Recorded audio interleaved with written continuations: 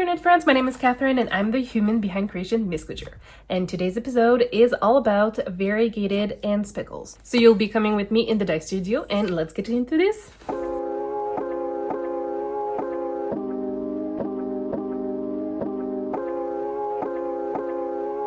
Welcome back to Learn to Dye with me. So today we're talking about variegated yarn.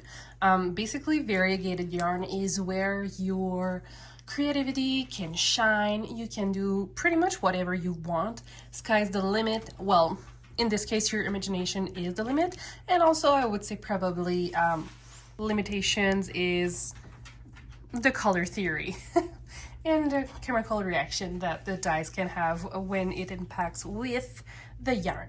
So today, since we're doing variegated, I'm also doing speckling, simply because those two can go along very well. I think that speckles bring a little je ne sais quoi to a speckle, to a variegated yarn, and I really like it. So we're going to have fun today, and that's my plan. So you probably recognize those two colors from yesterday's video.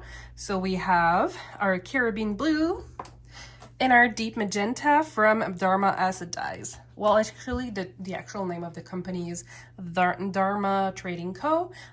So why am I using this? For the same reason as yesterday. First of all, I have leftover from yesterday that I don't want to lose and waste. And also because they are part of the little pack that you can purchase from Dharma with 6 different colors. In the starting pack, you have carabine blue, deep magenta, fire engine. How is it pronounced? Fire engine red. And then there's also brilliant yellow, true black, and okay, wait. Now I have a blank. I might have to, I'll pop right here. I will pop the list, the complete list. There's carabine blue, deep magenta, fire engine red, brilliant yellow, true black. There's a 6th one, but I can't seem to remember what the color is. Anyways, that's okay. We will figure it out.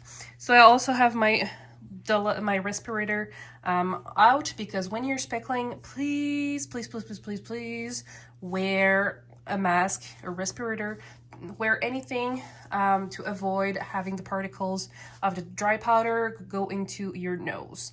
And when you're speckling, you have the jar open and you're working with it, so it's very important.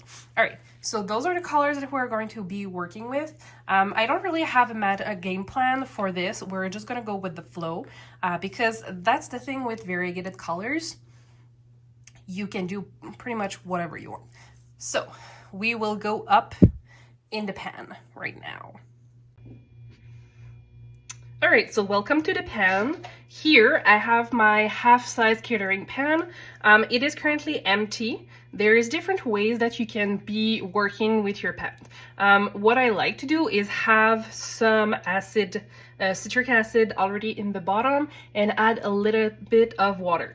Now you can do super low immersion and just to cover the acid like I do sometimes. So that way the citric acid will dissolve. You can do low immersion where the water will not be covering the yarn at all. You will press and you will see some of the water squish a little bit.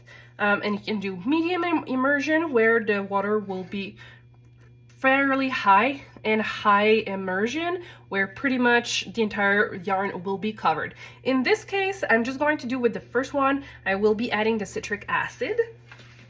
I'm just going to be adding a tiny bit because I will only have 2 skeins in this pan, so I don't need a whole lot. And like we mentioned yesterday, the rule of thumb is 1 tablespoon per pound, so 1 tablespoon for 454 grams of yarn. And since I will have in this pan 230 grams, I could go with half a tablespoon, or like I think it would be considered 2 teaspoons. I'm not sure about the conversion and all of this. So I'm just adding 2 cups of tap waters tap water at the bottom of my pan, and you can already see the citric acid dissolving. So yeah, so it's 2 cups. My tap water is currently quite cold because it's wintertime here. And that's just how life goes. So it will take a little bit more time for my yarn to warm up simply because the water was very cold. So I will be adding 2 skeins in there. So now those 2 skeins have been pre-soaked overnight. Rule of thumb for, or best practice in this case, if you're working with superwash yarn, you can do at least half an hour before working with your yarn for the pre-soak. However, you could also be working with some superwash yarns dry, like I've done a few videos of Leave No Dye where we tried working with skeins that were still dry. So you can also do this with superwash yarn. If you're going with non-superwash, I do recommend to do the overnight pre-soak, simply because of all the little oils, lanolin, and little debris that you could find in your non-superwash yarn. I often noticed after pre-soaking my yarn that is non-superwash that the color of the water is kind of yellowish because of all those little residues and little oils that are stayed in the bucket of water. So, and I will be wearing gloves today. So yes, so when you're doing the non-superwash, it's always best practice to do it overnight at a minimum, to have all those little residues out. So we're just going to be having fun. So now, since I have 2 skeins, what I'm going to do is going to be using 200 milliliters of the stock solutions we made from the leftover of yesterday. So on each side for each color. So I will have 200 milliliters of the deep magenta, 200 milliliters of the carabin blue on the one side. We will let it cook a little bit, and then after that, I don't have any heat at the moment, so I will turn it on in a little bit. I'll just turn it on a little bit right now, and then we'll flip it and we'll do the same pattern on the other side. And after that, I'm thinking we might twist to create some resist and do the speckling then. So I think I'll start with the carabin blue. So we know that this carabin blue strike slower than the deep magenta, like we've seen yesterday in our video. And I'm just pouring, and we shall see what we create with this.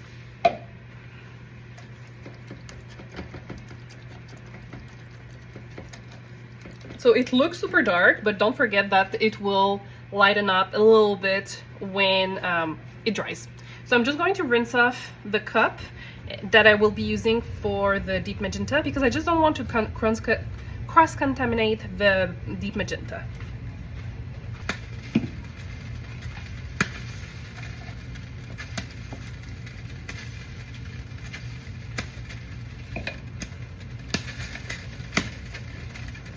So this is just one way to do variegated. There's many different ways. I've shown many different videos already, different ways, layering colors. There's also adding resist, and it's just like I say, it's just depending on. Okay, so we have a really good color penetration already. Okay, we could already flip it if we wanted to. So we could, yeah, I'm just going to flip it already then. Yeah, it's already all in the yarn. Nice. So it's most likely because we already had acid in the water, so that's probably why we already have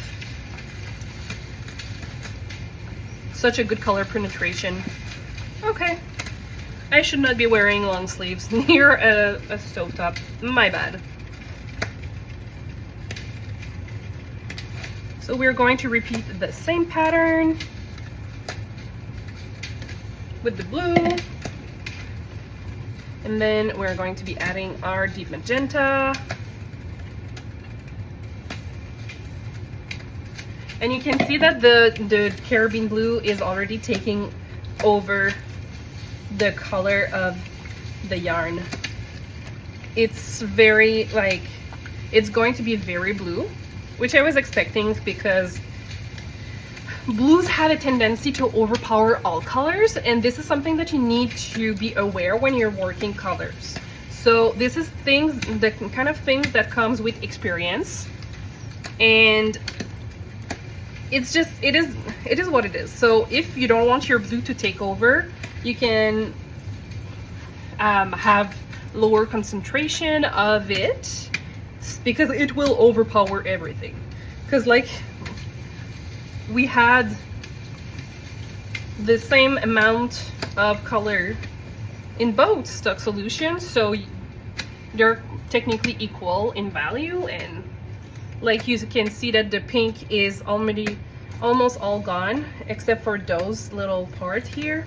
So I'm just going to let it cook for, I'll say at least 15 to 20 minutes, so that way I know that there's a good strike onto this yarn, and the skeins will be warm enough that I will be able to speckle on the yarn as well.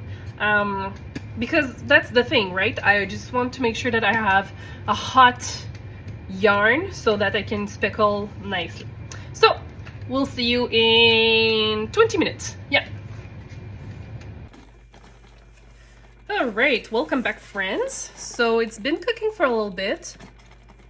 There's still a little bit of blue, but it might have been a color pocket here. And what I think I'm going to do with this, because the color is quite dark, I think I'm going to do resist.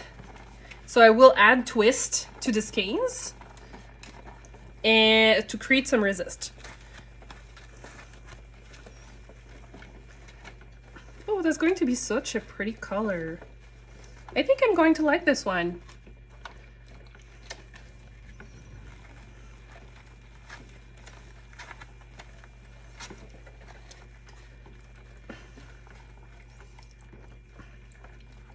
So, respirator time. I will not be talking very much.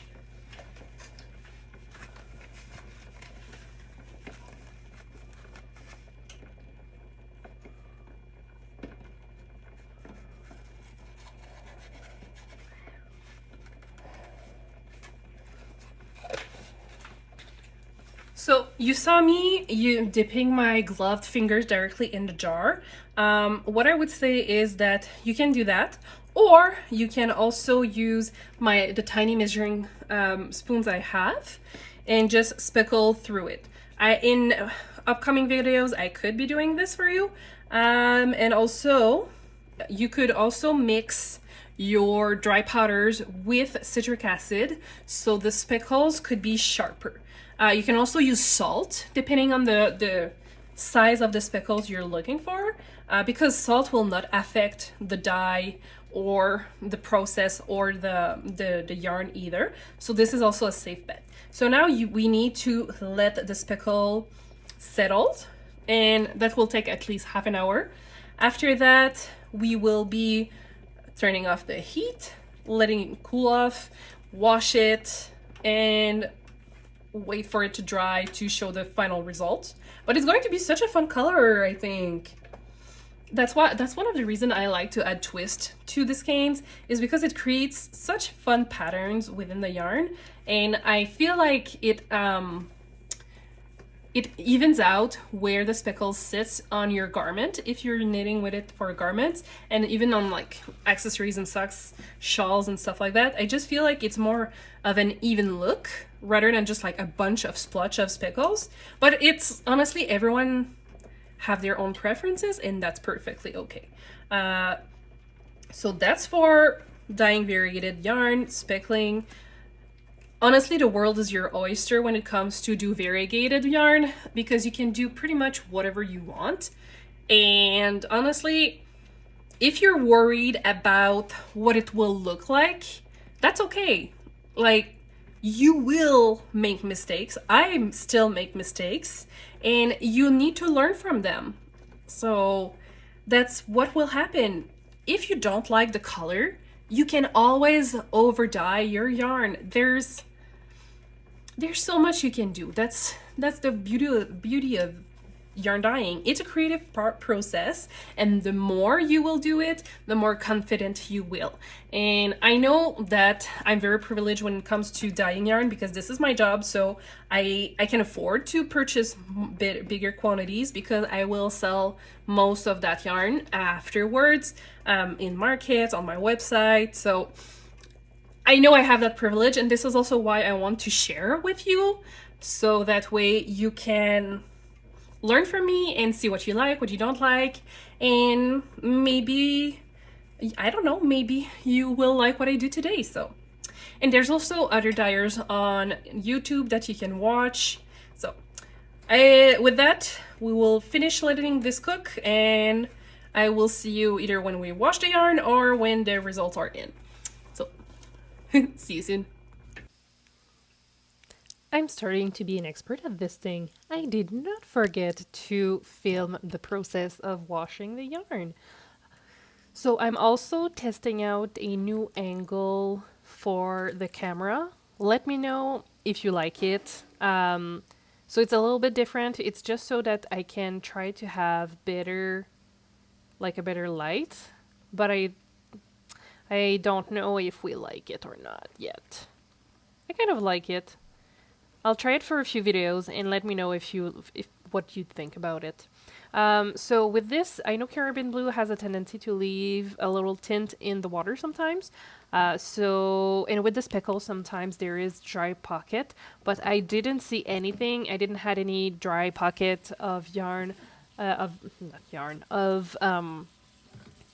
dry powder on my fingers, which is fantastic. I really love when I don't look like a pink human being. So I'm very happy with how this one turned out to not bleed at all, and there was no dry pockets for the Speckles, because sometimes I put too much. This is the risk of using your fingers directly into the jar. You can have a drier spot of dry powder onto the skeins. So we shall see the final result soon. And here's our final result with the dry skeins and everything. As you can see here, we have some lighter patches, and that is because of the resistance from this tie. So if this is something that happens in the future, what you can always do, you can go back and add more dye in this area, or you can keep it as is, because it still adds some nice and unique finish look. And also what you could do is, if you want, you can remove those little tie. Just make sure that you keep one intact, so you don't get like a bunch of loose yarn and tangle up all of your yarn, because that would be very unfortunate. And the more I look at this, the more I feel like I've recreated one of my colorway from my Alice in Wonderland collection. I'm fairly certain that I've recreated We're All Mad Here from my Alice collection. So I will put a photo of that somewhere on the screen to show you what I'm talking about, because it looks very similar. It's not as bright as the one I made for the collection, because the pink is much more subtle and muted here than it is on my final skeins for this. But yeah, I think I've recreated that color by accident. That's actually quite funny.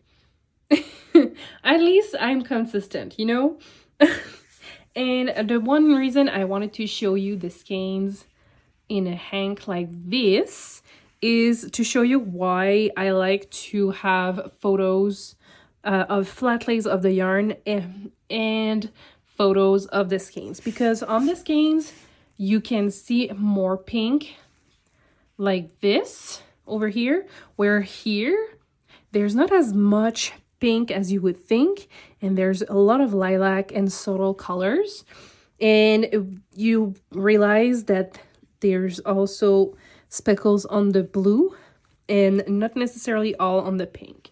So this is some things that you need to keep in mind if you're going to be posting photos of your final results and things like that, that it will look different on the skeins than it is on a flat lay like this. So this was it for this series of video for Learn to Dye with me.